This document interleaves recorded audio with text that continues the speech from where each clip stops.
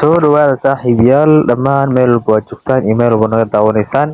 Waxaan kula wadaagayaa sida aad kula bixi lahayd application-kani saa ujeedaan. Anaad waxaa ku jirto meeshaan kore saa ugu jeedaan lacagta igu jirto waa intaas saa ujeedaan, waa kaasa saa ujeedaan. Hadda haddaan rabo waan kala bixi karaa saa ujeedaan, qaybta withdraw ayaan taaban karaa. Waxaan rabaa lacagta inaan kala baxo ku tusiyo anigoo meesha geyn doono insha Allah. Qaybta geyn doono waa iska taqaanaano waa kan waaye Tonkeeper-kan aad taqaanaan saa idin tuso insha Allah.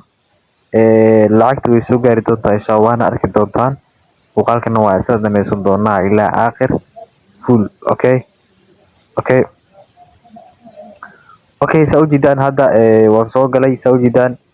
Marka muhiimada kood waxaa inaad ku xiriirtaa lagaa rabaa oo baalka aad ku xiriirtid saa ujeedaan hadda uu ugu xiran yahay. Hadda qaybta withdraw ama qaybtan kore ayuu ku soo saari doonaa connect Tonkeeper ayuu ku soo saari doonaa.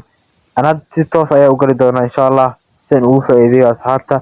Kaliya waxaa raacaysaa shuruudaha uu kaa rabo. Haddii aad shuruudaha raacdid oo shuruudaha aad buuxisid lacagtaada waxaan hubaa boqolkiiba boqol in aad kaga bixi doontid. Haddii aan qaybtaan taabto qaybta dib ku calaameeyay waan taaban doonaa qaybta withdraw ayaan taaban doonaa. Mar walba wuxuu kaa rabaa step by step. Ana hadda tii hore waxaan kala baxay 30 senti kale waxaan kala baxay 3 senti kana waxaan kala bixi doonaa 10 senti saa ujeedaan.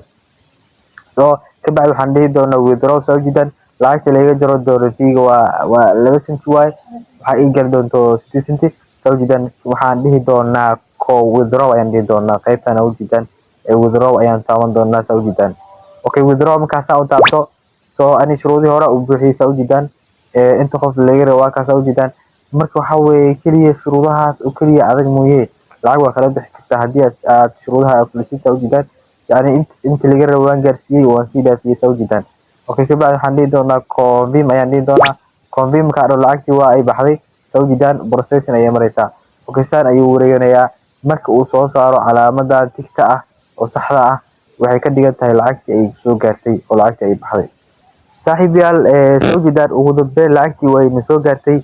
Waxay connection iskaga jiraan laakiin lacagtii way na soo gaartay saaxiib oo complete ayaan sameynay.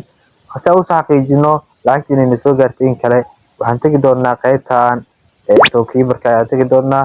Tonkeeper-ka ayaan tagi doonaa saamka u tagno. Lacagtii way na soo gaartay saa ujeedaan. Haddii aan meesha ka fiirino lacagtii waa ka way na soo gaartay oo 10 sentiga. 10 sentiga waa 10 sentiga waxaa laga jartay 2 senti. Waxaa noo soo baxday 8 senti aan ku sheegay waa kan. Hadda waa ay soo gashay. Haddii aan doono lacag ka badan waan kala bixi karaa saaxiib. Kaliya maxaa weeye bonds-ka ama inta lagaa rabo oo bonds ah waa inaad buuxisaa. Kabacdi ayaa kala bixi kartaa saaxiib. Kabacdi ayaa kala bixi kartaa oo kaliya. Ana hadda waa in tig lacagta way baxday laakiin waa in tig la ii soo saaraa. Tigta marka ay soo saaraan kabacdi waxaa u gudbi doonaa qaybta xiga 30 sentiga. Waxaa usii gudbi doonaa qaybta nuzulka